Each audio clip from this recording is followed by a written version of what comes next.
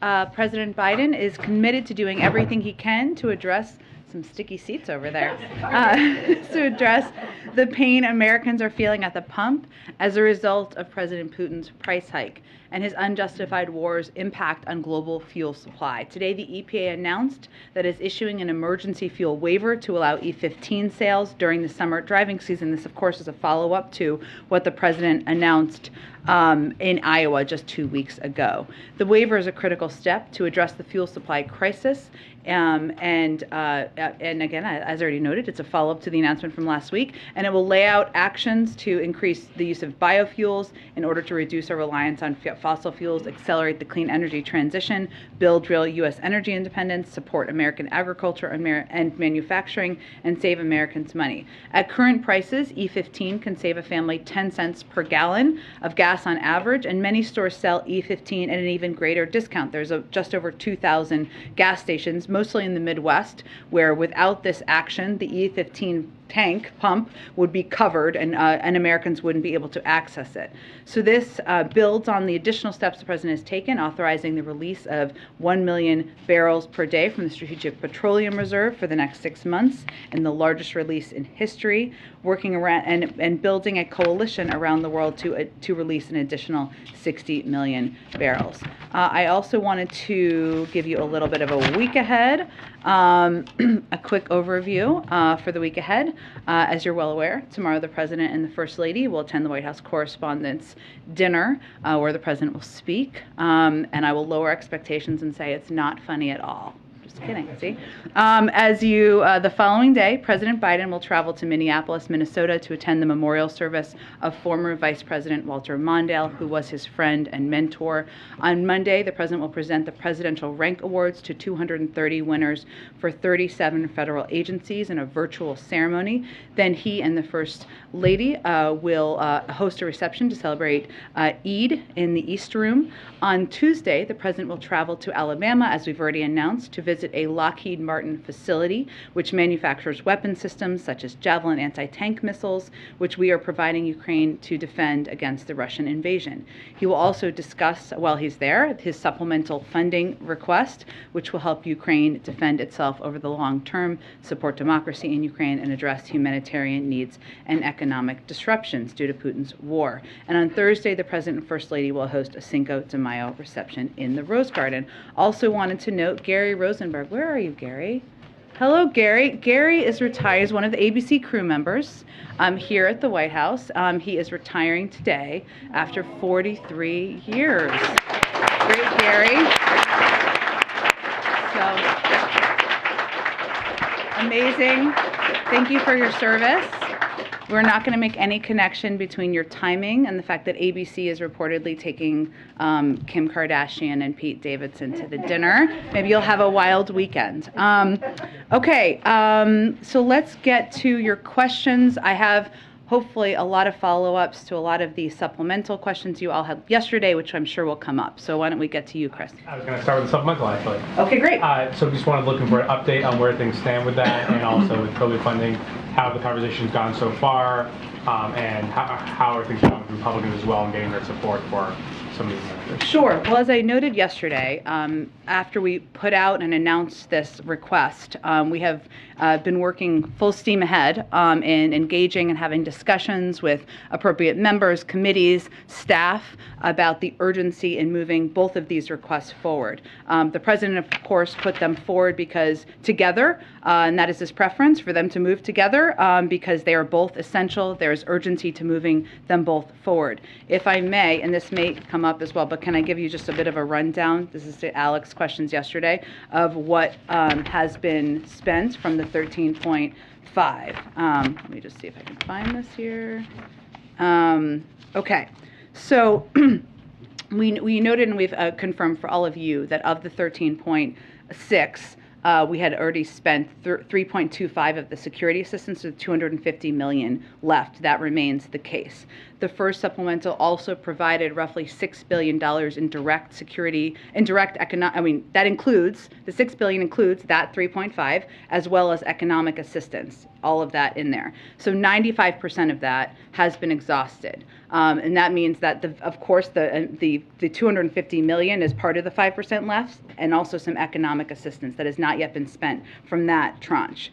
The first supplemental also provided about 4.2 billion for humanitarian assistance for humanitarian needs globally. We've spent about 600 million of that so far. So there's more obviously left in that fund, which is why we have only requested less than 3% of what is in our new request package is for that type of humanitarian assistance, because we have more left and there are more global requests, of course, given the surge of refugees and needs around the world that we anticipate receiving. And finally, the supplemental also provided $3 billion to support U.S. troop deployments to reinforce NATO territory, which the Department of Defense is using for this purpose. Of course, they plan ahead. It doesn't mean it's all been spent out, but it has been planned for how it will be spent. So as you can tell, the vast majority of what we had requested and what we had received from Congress has been spent, and the humanitarian piece is still left accounts for how we have framed the next package. Okay, go ahead. It appears the European Union is preparing a phased-in ban of Russian oil imports. The U.S. has been a partner in helping the EU to get natural gas. Is the U.S. committed to helping them get additional crude supplies, and will that include ways to increase U.S. production and get it over to the European Union? Yes, so as we've talked about a little bit this week with the announcement about Russia's actions as it relates to Poland and Bulgaria, we started a task force last month with Europe to account for and plan for and work to help them diversify their energy needs and account for any steps that Russia may continue to take to weaponize energy. There was a meeting of that task force, I believe it was yesterday, to have a discussion about how we can continue to work together. We've already taken steps to provide for additional LNG or natural gas resources, because we knew and anticipated that for some of these European countries that was especially going to be a need. In terms of oil, it's of course a global oil market, so our effort there in anticipation of any needs was to take steps to provide more supply, whether that was through our own release from the Strategic Petroleum Reserve or the work that the president and his team has done to do the global release, the biggest ever in history. So slightly two different things, but this task force was started in anticipation of these needs. They already had a meeting. We'll continue our work together to help the Europeans with any shortages they have, and also to diversify and ease off of Russian reliance on Russian energy needs. On the E15 emergency waiver, it says it will last a statutory maximum of 20 days per the EPA, and that you guys will review that to see if it's still needed. Yeah. The industry itself has been calling for it, and I think Biden has been supportive of a summer-long lifting of the ban. I understand there's reasons why you do the 20 days, but is this administration committed to making E15 available all summer long?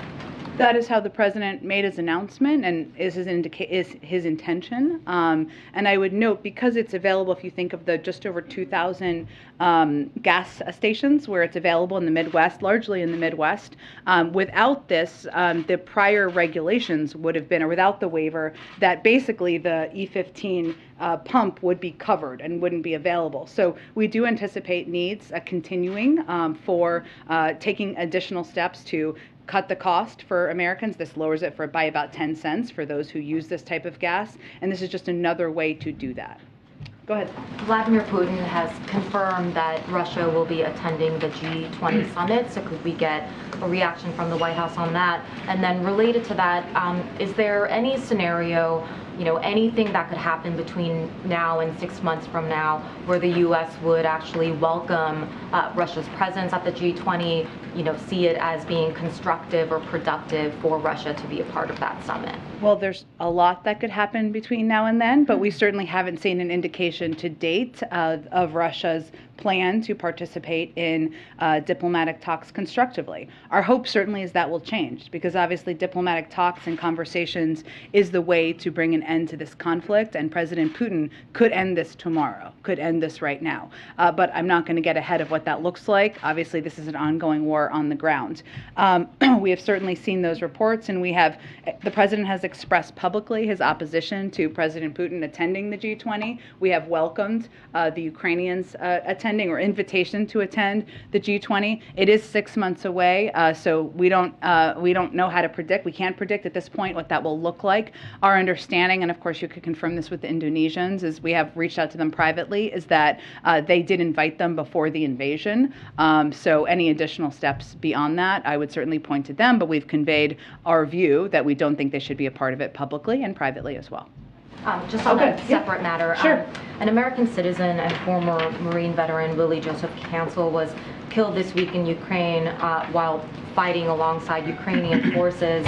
His mother told CNN that he went to Ukraine because he believes in what Ukraine was fighting for. First of all, is there a message for his family? Well, first of all, our hearts go out to his family and loved ones. We don't have official confirmation, even though we've seen the reports, but we have not had that official process through the government, so I can't speak to other specifics about him beyond that. But we know Americans are looking for ways to help, and the reports about this individual were that he's a veteran. He had a child, I believe, and certainly sounded like a very passionate young man. We know people want to help, but we do encourage Americans to find other ways to do so rather than traveling to Ukraine to fight there. It is a war zone. It's an active war zone, and we know Americans face significant risks. But certainly, we know a family is mourning, a wife is mourning, and our hearts are with them. So any other American that is looking to go to Ukraine for the purpose of fighting alongside Ukrainian forces, the U.S.'s message is strictly do not go. Our advice for months now has been that Americans should not travel to Ukraine for any reason. Go ahead. In the president's conversation with AMLO, with the Mexican president, just ended, did President Biden make any specific requests of his Mexican counterpart in terms of increasing Mexican either troops or enforcement along either the U.S.-Mexico border or the Mexico border with Central American countries?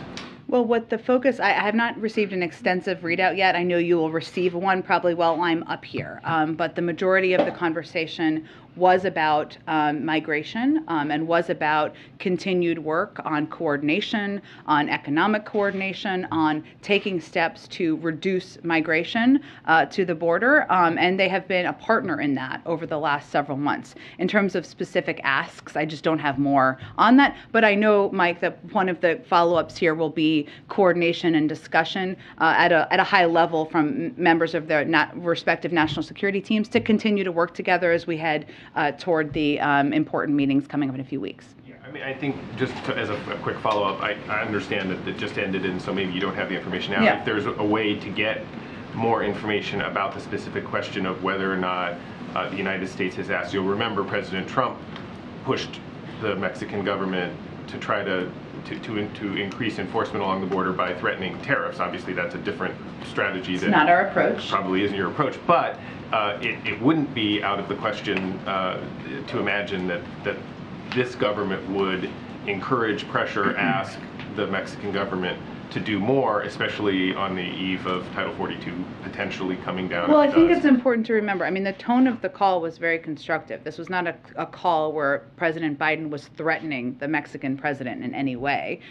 They have been an important partner. We expect them to continue to be. And this call was planned in part because of the Summit of the Americas, but also because of the approaching lifting of Title 42 and the anticipation and expectation from the Department of Homeland Security of the increased influx of migrants trying to come to cross the border. So, but it was meant to be a constructive call. It was not meant to deliver a threatening message. That is my understanding of what took place. And certainly if there's more to provide, we will provide that to all of you. Go ahead. Thank you, Jen. On the supplemental budget, the administration believes the package will support Ukraine for 5 months. is there anything you could tell us about that time frame? Is that when the administration believes the war will come to an end, or that it will last for at least another 5 months? Well, let me give you a little bit of more of a rundown of each of the components in the package too. I know some of this was done yesterday, but I think more of it, we could do more from our end on this front. But to answer your direct question, Weijia, that's the end of the fiscal year, and what our objective here was to provide a long enough set of funding requests, or a funding request that would mean we wouldn't have to come back in a month or 6 weeks, right? To ensure that there was planning that was possible through the U.S. military and through our European partners and the Ukrainians as well. Now, some of this funding, for example, the $6 billion of this $20 billion of the security assistance component is for the Ukraine Security Assistance Initiative, which is basically direct support for Ukraine to purchase its own weapons from the defense the defense industry here in the United States. They could not even intake,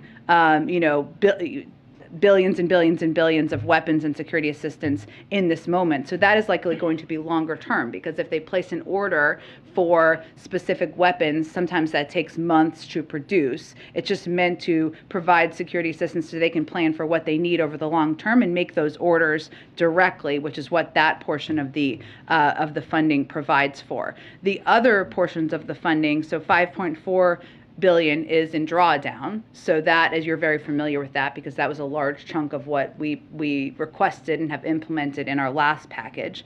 And that basically allows the United States to, when we provide weapons or give weapons to the Ukrainians, to have the funding to backfill those needs and order those weapons so we can backfill them here and make sure we have what we need here in the United States. $2.4 billion was to purchase high-demand weapons for the United States, build additional critical war reserves, and increase intelligence and other defense support. And then $4 billion is in state, foreign, military financing, which is not just for Ukraine. That's for a range of countries. It's FMF funding that will be applicable to a range of countries and what their needs are. And finally, $2.6 billion is to continue supporting U.S. troop deployments in NATO territory. So as you know, we had about 80,000, and now we're up to 100,000. And we're also, of course, providing support to a range of our NATO allies and partners in the region, and that helps support that includes U.S. troop transportation, special pay, medical support. So that's kind of the breakdown of what it is, but some of that would certainly go beyond. It was just meant to be a request that accounts for the fiscal year. And then turning to COVID, I know you've talked before about protocols in place to protect the president, but given what Kate Bedingfield tweeted this morning, I wonder, is part of the protocol to make sure the president never has any close contacts? Well, the way we determine, we do take additional steps, and some of those are additional precautions that go beyond even what the CDC recommends, right? So if we are in a meeting with the president, I've noted before, you always are tested. We often wear masks, almost always wear masks in those meetings. We try to socially distance whenever possible, and the way the CDC defines and the close contact is 15 minutes at a certain close proximity. So we try to follow those guidelines and take additional steps, of course, out of an effort to protect the president. So those who are in a confined space with the president wear masks and are 6 feet apart from him. That's an effort we make, exactly. And then just quickly on the vaccines for children. Yeah. Because the FDA announced a couple potential dates for when they might start reviewing in June. Yeah. When the green light is given, assuming it will be, is there enough supply already on hand to start giving these young children their first doses right away? The supply of both the vaccine and vials, materials, etc. My understanding, Weijia, is that there is. I will quadruple check that and make sure for you, but we have been planning for the possibility of approval for vaccines for children under 5 for some time now, and we like to plan ahead. Okay, thanks, Jen. Go ahead, Jackie. Thank you, Jen. The mayor of Eagle Pass told my colleague down at the border today, and the mayor is a Democrat, by the way, that the border is not being effectively managed, and asked the president to come and see it. Does the president have any plans to go to the border? I don't have any plans to preview at this point in time. Certainly we're open to it, but no plans to preview. Is it something he would consider doing before the Summit of the Americas, where he's set to meet with the leaders of Central and South America, see the situation firsthand before having that robust conversation? Well, he's meeting with leaders of countries that he's traveled to many times, and certainly is very familiar with the issues that will be discussed, which is addressing root causes, coordinating, whether it's on the economic front or security front, and that's an initiative he led during when he was vice president. So he's very familiar with those issues.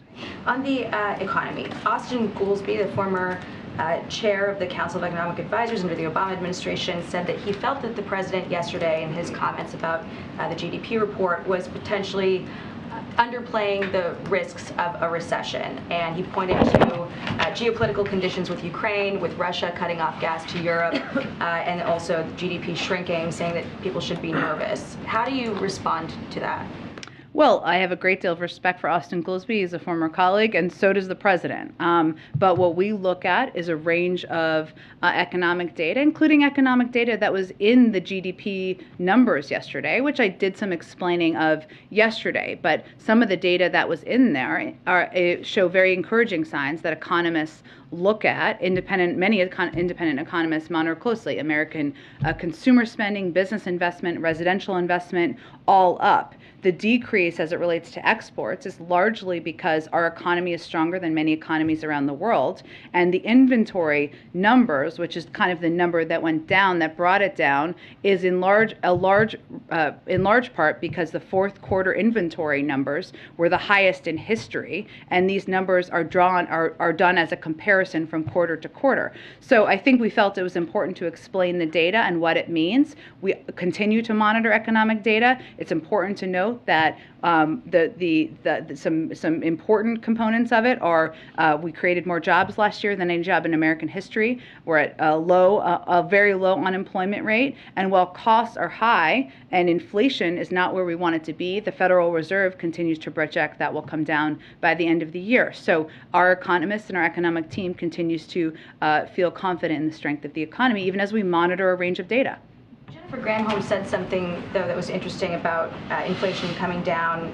She said some economists are suggesting inflation is going to level off a bit, but it's just so hard to know because we don't know what's going to happen on the war on this. So she's seeming to also allude to geopolitical conditions that might not result in these projections coming to fruition. Well, the Federal Reserve makes the official projections, right, for the government. What I will note, and I think maybe she was referring to, is even the new economic data we saw today, energy accounted for 61% of the reasoning for the increase in the inflation numbers. And we know that because of Putin's unprovoked invasion in Ukraine, that it's driving food costs, but also energy costs, and that is a huge driver. So that's why the president is taking a range of steps. The historic release from the Strategic Petroleum Reserve, even the steps, certainly smaller as it relates to E15 today, to work to really target and focus on energy prices and costs. And I have just a couple questions on the disinformation board. Sure. Yesterday you had told me that you were not familiar with Nina Jankowicz. I'm wondering if you have more information on her today. Also, Secretary Mayorkas said that he was not familiar with statements that she had made surrounding the Hunter Biden laptop. And I'm just wondering, how is she hired if you in the White House are not familiar with her, if Mayorkas is not familiar with her statements? What's the process for putting her into a position like this? Who's in charge of her hiring? Well, let me give you a sense of who she is. She's an expert on online disinformation. She was formerly in the Wilson Center as she was formerly a disinformation fellow at the Wilson Center. She's testified before Congress as well as the United Kingdom and European parliaments, advised a Ukrainian foreign minister, particularly relevant in this moment, under the auspices of a Fulbright Public Policy Fellowship, and overseeing Russia and Belarus programs at the National Democratic Institute. Any hiring decisions are up to the Department of Homeland Security, but this is a person with extensive qualifications. What I will tell you about the board and what the board is doing, this is a continuation of work that began at the Department of Homeland Security in 2020 under former President Trump. Is it, though, I guess, can you describe what her job is going to be? Because there's been some TikToks that she has put out, and it seems like rather than calling balls and strikes on this story is false and this story and here's the truth on it, one line stood out to me. They're laundering disinfo. We should really take note and not support their lies with our wallet, voice, or vote. So Well, here's what the board is going to do, which I think is of particular interest. Again, a continuation of the work of the former president. So for anyone who's critical of it, I didn't hear them being critical of the work under the former president, which is just interesting to note contextually. But in the fact sheet that they put out, what they noted yesterday, what they noted in there is that this is meant to, one, the first bullet was about protecting privacy, civil rights, and civil liberties, and the First Amendment. They said the primary mission is to establish best practices to ensure that efforts to understand and respond to disinformation are done in ways that protect privacy, civil rights, and civil liberties. I'd also note that the first example they gave about what they're going to do is support the Department of Homeland Security's ongoing work back to the former administration to address how and understand how misinformation spread by human smugglers that prey on vulnerable populations attempting to migrate to the United States. There's no question, everybody, that bipartisan support for that, to address disinformation that's helping smugglers, helping people migrate, or providing false information, prompting people to migrate. This is also work that is helping to address unauthorized terrorism, other threats, and see how disinformation and misinformation is being pushed to lead to increase those. So that's all work. We think is work that's been ongoing for some time. This is the form it's taking, and there's a fact sheet that details the specifics of it. You just outlined a lot of efforts that sound very worthy, but you've got someone from the Department of Homeland Security telling people how they should vote. How do you explain that to critics who say that doesn't sound right to me? This is an individual who will be overseeing the work of that board. Personnel decisions are up to the Department of Homeland Security. I just outlined the extensive history and background this individual has, but I think what's important to note here is what the board is doing, which is continuing what is important disinformation-related work that began under the former administration. Go ahead. Thanks, Jen. I want to ask you about some of the concerns that Democrats are expressing about Title 42, if it is in fact lifted, and these are some quotes that were in Politico today. Maggie Hassan says, what I didn't hear was specifics about numbers and deployment and really meeting the need at the border. Senator Catherine Cortez Masto said she still hasn't seen a comprehensive plan.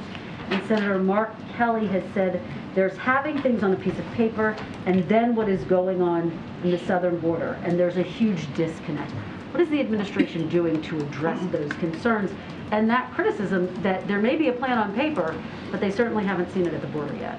Well, first, there's an extensive plan on paper that includes a 6-pillar approach to planning for and preparing for the lifting of Title 42, including surging resources, personnel, transportation, medical support, facilities to support border operations. It also includes enhancing CBP processing efficiency and moving with deliberate speed to mitigate potential overcrowding at Border Patrol stations, something in anticipation they are preparing for the possibility of. It also includes administering consequences for unlawful entry. That's Pillar 3. Includes number 4 is bolstering the capacity of non-governmental organizations who have been important partners to us as we're working to implement to receive non-citizens after they've been processed. It also includes targeting and disrupting the transnational criminal organizations and finally deterring irregular migration. What it is not, and this is where we absolutely of course agree with these members and others, is an immigration reform plan. And that is something that we strongly support. This is a reminder of the need for, how outdated it is, how broken the system is,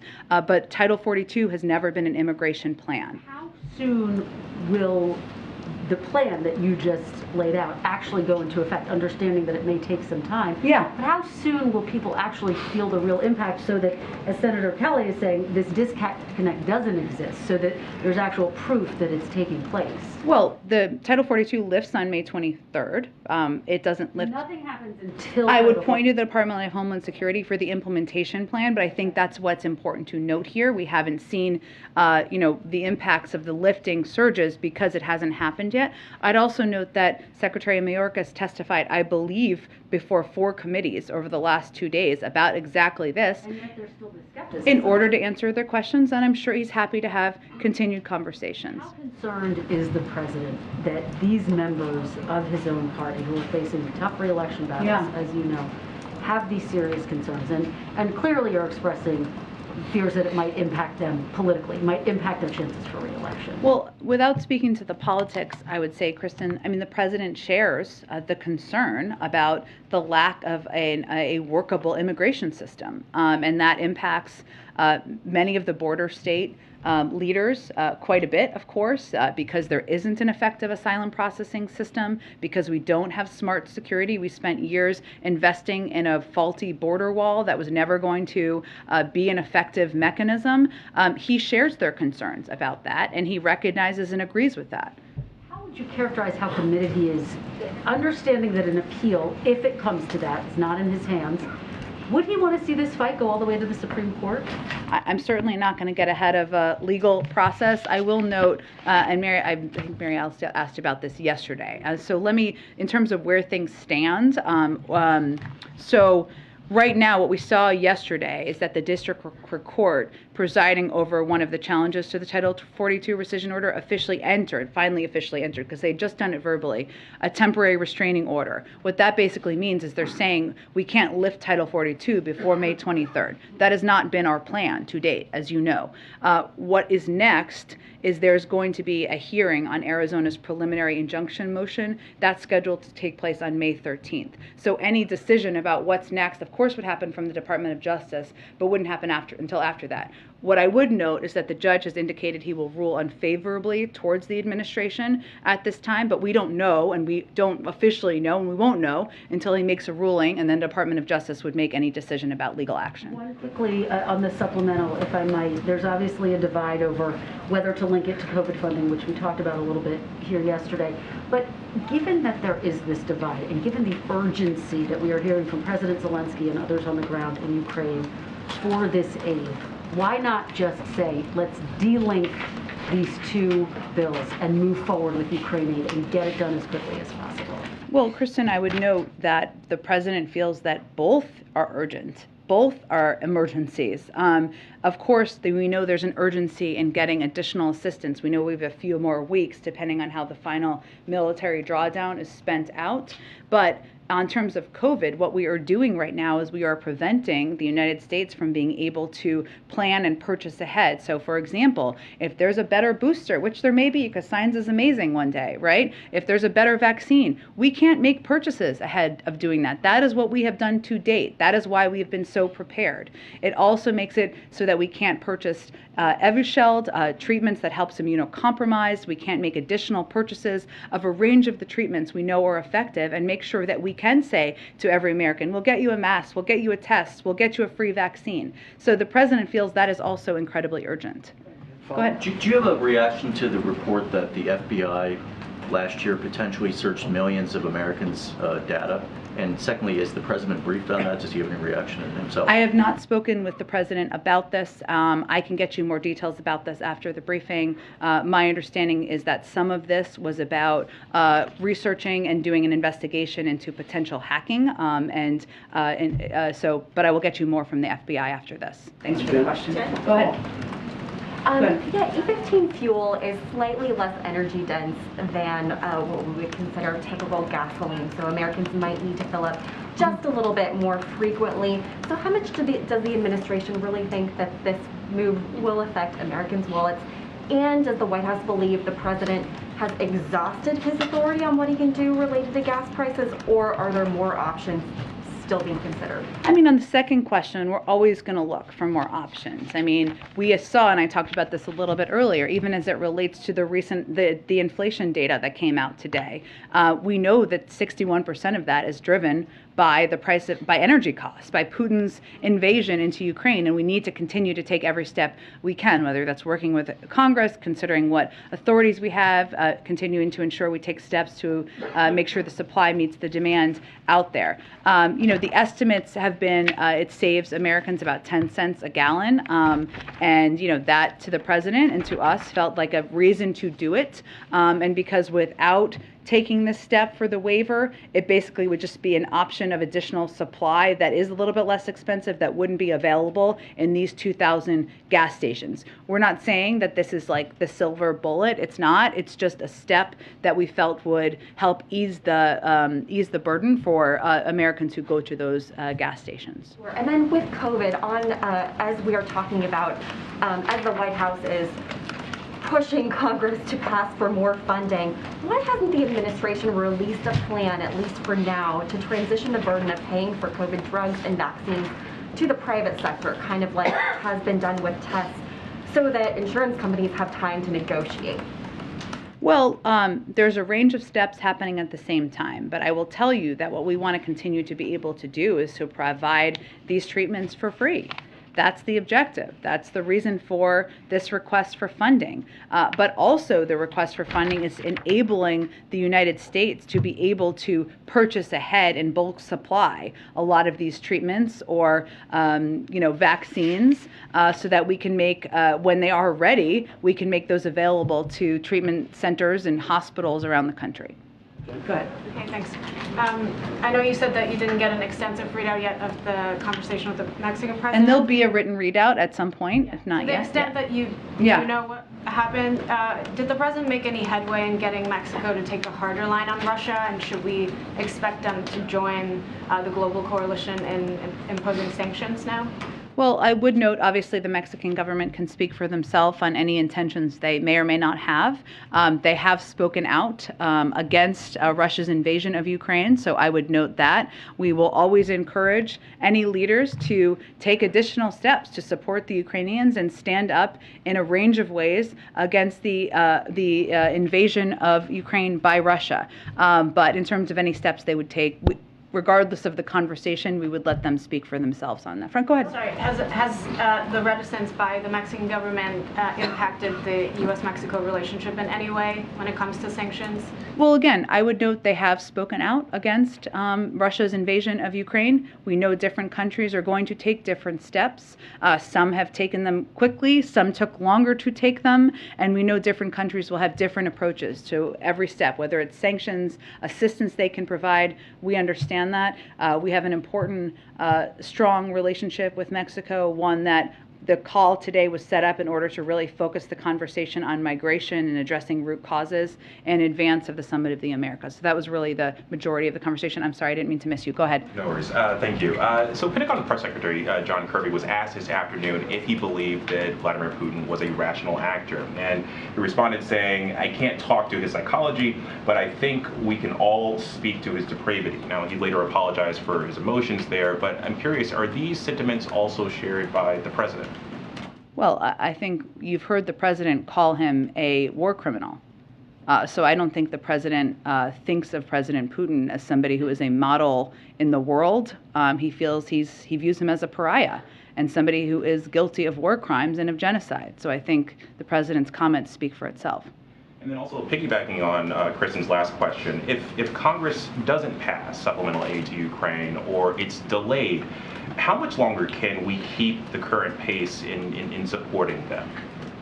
Well, there's a range of ways we're supporting them, right? So this is why I felt it was important to outline in more detail than I did yesterday. Sometimes you go back and you say, I need more information. And that's what we did here. But we know there's $250 million left, right, from the security package. We know that we were at a very rapid pace of providing assistance for several weeks. That was strategic because we wanted to front load that, knowing that as Russia repositioned their approach to the war, the needs for the Ukrainians were different because it was going to be a longer, more drawn out war that was more kind of on the ground. So we strategically front loaded a lot of the security assistance. But there is not, we expect a couple more weeks this assistance could be. I don't have the plans from the Department of Defense on exactly how they will roll that out. I also noted that the vast majority of our economic assistance has also been exhausted. Obviously, many of those needs are long term. Some of the funding, about $3 billion of it, was for operating needs of the Department of Defense. Some of those are still being spent out and are part of their budget, not direct assistance, of course. And then there is still funds in the humanitarian assistance bucket, but that doesn't meet all of the needs, of course, that the Ukrainians have. So this is why there's an urgency to moving forward. And lastly, I understand that the circumstances surrounding Mr. Cancel's death are still coming to light, but does the president have any plans to talk with his relatives? It's a great question, and what I tried to convey, perhaps not articulately, is that it has not gone through the proper channels that typically are the State Department, Defense Department, et cetera, usually the State Department likely in this case, and if there is a call to read out, I will certainly let all of you know. Go ahead, I can do like a few more, I think. Go ahead. So it sounds like the president is still planning to attend the White House Correspondents' Dinner. In past, when he's been exposed in large events, the White House has noted that there might be an increase in his testing following those. Are there any plans to change the president's testing procedures following these big events that he's been attending, like the dinner and the 2 memorial services he attended? The testing protocol is determined by his doctor. He was tested yesterday and he tested negative, but I don't have anything to predict in terms of the future. I noted this the other day, but I think it's important for your question here, is that the president, we made a decision, it was important to him to attend the dinner to honor the work of journalists, all of you, many of your colleagues around the world, something the former president didn't do. But we also took additional steps. He's not attending the dinner portion. He's coming for the program. And he will likely wear a mask when he's not speaking. Obviously, he'll speak, and so he'll be there for about an hour or 90 minutes, I guess, depending on how long Trevor Noah speaks and others speak in the program. But we took that additional step as well, and then he's, of course, sitting on the dais up in the front, so the interaction, he's not attending any of the receptions or anything along those lines either. And then on the remarks, the president has been a guest on several late-night shows. Has he consulted any of those host comedians, brought in any outside help on his speech? Can you kind of bring us in the room on how he's approaching this as someone who has attended several of these dinners and seen them play out? He has. I would tell you the president has a very good sense of humor and is working hard on his own speech. On the topic of thank you, Jen. The administration has not said how long they expect the war in Ukraine to last, and that's understandable because no one knows what the future will hold. But the administration, and then also in this room yesterday, the administration has declined to say how much the United States is prepared to spend long term, or to give a real definition of what a victory in the war in Ukraine would look like. So my question is, how long does President Biden, the same president who got us out of Afghanistan because he said it was a costly and unwinnable quagmire, how long does he expect the American people to back this war when they don't know how long it will last, how much it will cost, or what the ultimate definition of victory actually is? Well, I mean, let me just reiterate something the president has said from the beginning. I will get to your point, but I will get to your questions, I promise, that combating Russian aggression has costs. Leaving it unchecked would be even more costly. Allowing Russia to run rampant around Europe beyond Ukraine, which is what President Putin outlined in his speech right before he invaded, would be incredibly costly to the world and to the United States. We calculate that as well. Right now, I know, I will get there, I promise. I know you're raising your hand. You asked me a few questions. I'm going to get there. Right now, the importance of this package to the president is because every day Ukrainians pay the price of freedom in their lives, and he feels providing them with arms and foods is the right thing to do. And trying to plan for, and I noted that some components of this package are not limited. It's not that the spending will end at 5 months. It's just allowing the ability for us, the Ukrainians and the Europeans, to plan over the long term. In fact, much of the security assistance will be much longer than that. The reason it's difficult to define what winning is because obviously our view continues to be that an end will be through a diplomatic process and a diplomatic conversation. The Ukrainians are the ones to determine what the outcome of that will look like, not for us to determine on their behalf. So should we expect a line item appropriation for military aid to Ukraine for the next 5, 10, 15 years? I mean, is this open-ended? We, of course, want the war to end as quickly as possible.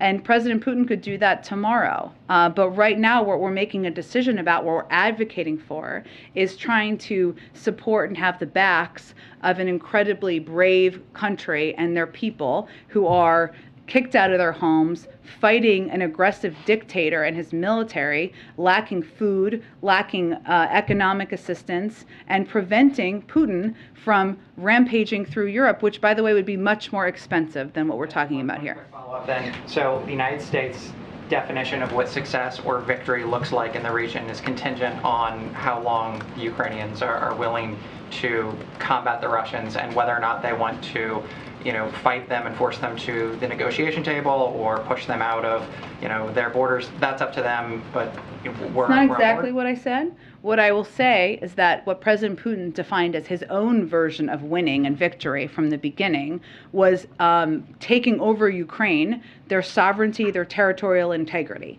Obviously, he's already failed at that, right? So in that sense, they are already defeating Putin's effort to envelop them into Russia. But this is an ongoing war. We know that. We know that diplomacy and having a discussion and negotiation is the way to get an end to it. Our effort and our focus is on strengthening them at the negotiating table. And that's the role that we feel that we can play. I'm going to have to wrap this up. Asma, go ahead one more. Thank you. Oh, and Asma, you asked me a question yesterday about a credit.